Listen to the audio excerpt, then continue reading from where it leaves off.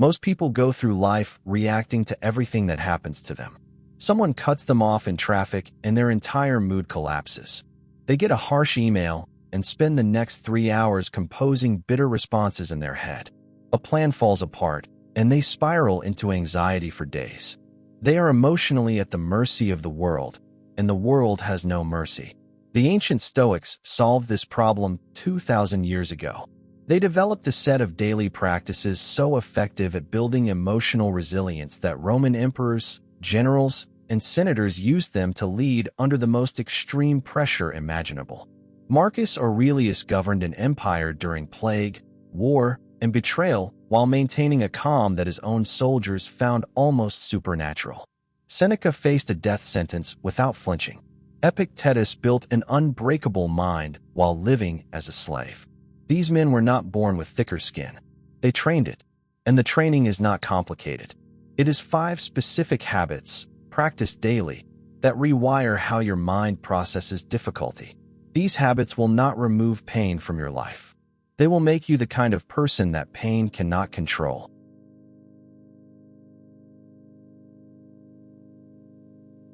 Habit number 1. The morning praxis, or premeditation of adversity. Marcus Aurelius began every single morning with a practice so powerful that it became the opening passage of Book 2 of his Meditations. Before his feet touched the floor, before he addressed a single matter of state, he would remind himself of what the day would contain. He wrote that when you wake up in the morning, tell yourself that the people you deal with today will be meddling, ungrateful, arrogant, dishonest, jealous, and surly. This was not pessimism. This was strategic preparation. The Stoics called this premeditatio malorum, the premeditation of evils. The principle is straightforward. You are never blindsided by something you have already anticipated. When you spend 5 minutes each morning mentally rehearsing the friction the day will bring, the difficult conversations, the unexpected setbacks, the moments when people will disappoint you, those events lose their power to destabilize you when they actually arrive. Your nervous system does not spike because your mind has already processed the scenario. You have rehearsed your response in advance. Most people do the opposite. They wake up assuming the day will be smooth, and then every disruption feels like a personal attack. Their baseline expectation is comfort, so reality feels hostile. The Stoic reverses this. The baseline expectation is difficulty, so anything better than difficulty feels like a gift. This is not about becoming cynical or expecting the worst from people. It is about building a mind that is ready for anything. A soldier who has trained for ambush does not panic when it comes. He executes. Start your morning by asking yourself, what is the hardest thing I might face today, and how would my best self handle it? Spend no more than 5 minutes on this. By the time you leave your house, you have already won the first battle of the day, the battle against being caught unprepared.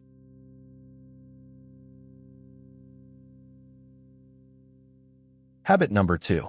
Negative visualization, the art of imagining loss before it arrives. The Stoics practiced a mental exercise they called the view from above. Seneca described it in detail when he told his friend Lucilius to periodically imagine that everything he valued, his health, his family, his wealth, his status, could be taken away at any moment. Not because he wanted Lucilius to suffer, but because he wanted him to stop taking those things for granted. This practice accomplishes 2 things simultaneously. First, it creates genuine gratitude. When you vividly imagine what it would feel like to lose the people you love, to lose your health, to lose your home, and then you open your eyes and realize they are still here, the ordinary becomes extraordinary. The morning coffee you barely noticed becomes a small miracle. The conversation with your partner that you would normally rush through becomes precious. Gratitude is not something you can force by writing a list. It emerges naturally when you have genuinely confronted the alternative. Second, negative visualization builds emotional shock absorbers. Seneca pointed out that we suffer more in imagination than in reality, and that is precisely why this practice works. When you have already sat with the worst-case scenario in your mind, the actual event, if it ever comes, arrives at a mind that has already made its peace. You grieve in advance so that you can act with clarity in the moment. The practice takes 2 minutes. Once during your day, pause and imagine that the thing you most take for granted is gone. Your health, your closest relationship, your financial security. Sit with that image for 30 seconds. Then open your eyes and notice how sharply the world comes into focus. You are training your mind to value what it has by regularly reminding it that nothing is permanent.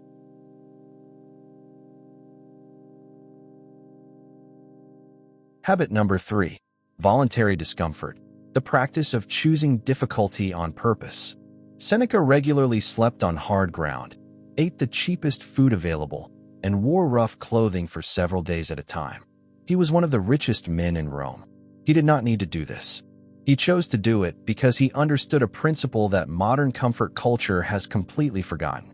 If you never experience discomfort voluntarily, you will be destroyed by discomfort when it arrives involuntarily. Seneca wrote that it is precisely in times of immunity from care that the soul should toughen itself beforehand for occasions of greater stress. Set aside a certain number of days during which you shall be content with the scantiest and cheapest fare, with coarse and rough dress, saying to yourself the while, "Is this the condition that I feared?" This is not masochism. This is inoculation. A cold shower in the morning is not punishing your body. It is teaching your nervous system that discomfort is survivable. Fasting for a day is not starving yourself. It is proving to your mind that hunger does not own you. Sleeping on the floor for a night is not penance. It is a reminder that your well-being does not depend on a mattress. The modern world has engineered discomfort almost entirely out of daily life.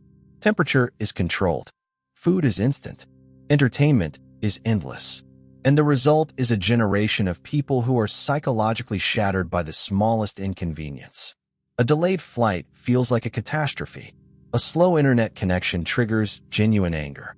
A minor physical ache sends someone spiraling. The Stoics would diagnose this as a profound weakness created by excessive comfort. The cure is simple. Introduce small, chosen doses of difficulty into your daily routine. Wake up earlier than you want to. Exercise when you do not feel like it. Go without something you think you need. Each of these small acts builds a reservoir of resilience that you will draw on when life delivers a hardship you did not choose. The person who regularly practices voluntary discomfort does not fear involuntary discomfort because they have already proven to themselves that they can handle it.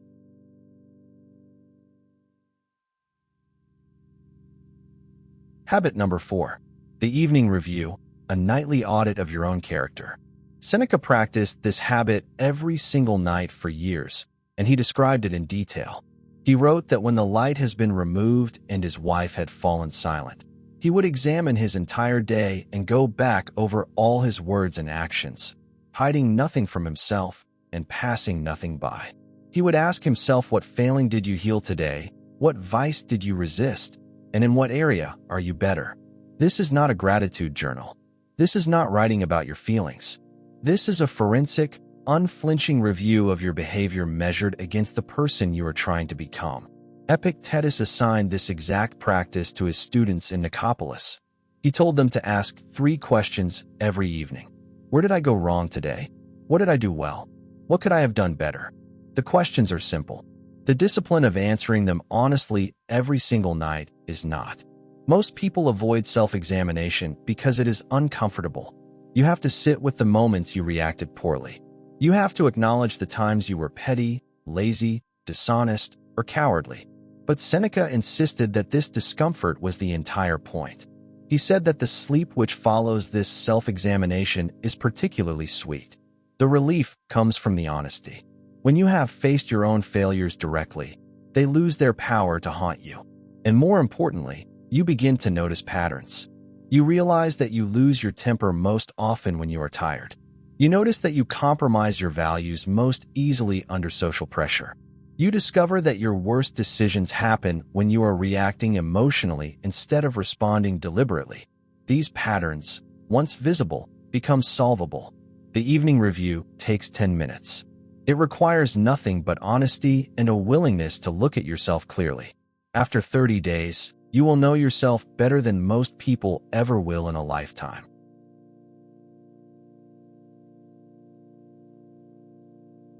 Habit number 5. Amor fati, learning to love your fate exactly as it is. This concept reaches its fullest expression in the Stoic tradition through Marcus Aurelius, who wrote that a blazing fire makes flame and brightness out of everything that is thrown into it. He was not speaking metaphorically. He was describing a mental orientation where every event, including the painful ones, is treated as fuel rather than obstacle. Amor fati means love of fate, and it is the most advanced Stoic practice because it demands something that feels almost impossible. It asks you not merely to accept what happens to you, but to embrace it as if you chose it yourself. Nietzsche later adopted this concept and described it as his formula for greatness in a human being. He said that amor fati means wanting nothing to be different, not merely bearing what is necessary, but loving it. The Stoics arrived at this position through a specific chain of logic. If the universe operates according to a rational order, and if you cannot change what has already happened, then resisting reality is not only futile, but actively self-destructive. Every moment you spend wishing the past were different is a moment stolen from the present. Every ounce of energy you pour into resentment about your circumstances is energy unavailable for changing them. Marcus Aurelius practiced this during some of the most difficult years any Roman emperor ever faced. The Antonine Plague killed millions across the empire. Germanic tribes invaded from the north. His most trusted general attempted a coup. His own co-emperor was incompetent and destructive. Through all of this, Marcus returned to the same principle. Accept, adapt, and use it. He wrote in his private journal that the impediment to action advances action and that what stands in the way becomes the way. This is not toxic positivity. This is not pretending that painful things are good. It is recognizing that painful things contain material you can use, and that the act of using them is what transforms suffering into strength. The daily practice is this. When something goes wrong, before you complain, before you wish it were different, ask yourself one question. How can I use this? The traffic jam becomes time for reflection. The rejection becomes information about where to improve. The loss becomes training in detachment. Over months of this practice, you stop experiencing events as good or bad and start experiencing all of them as raw material. That shift is not just emotional resilience. It is freedom. These 5 habits are not theoretical. They are the exact practices that the most mentally resilient people in ancient history used to govern empires, survive exile, and face death with calm. Morning premeditation prepares your mind for difficulty. Negative visualization trains gratitude and emotional readiness. Voluntary discomfort builds a tolerance for pain that protects you when real pain arrives. The evening review gives you an honest map of your own character. And amor fati transforms everything that happens to you into fuel for growth. None of these habits require money, equipment, or special circumstances. They require 10 to 15 minutes a day and the willingness to take your own mind seriously. Start with 1. Practice it every day for 2 weeks before adding the next. Within 3 months, you will be operating with a level of emotional stability that the people around you will not be able to explain. If this video gave you a framework for building real mental toughness, subscribe to this channel for more Stoic wisdom that you can actually use. Drop a comment telling me which habit you are going to start with tomorrow. The ancient Stoics did not have therapy, medication, or self-help apps. They had discipline and daily practice. That is still all you need.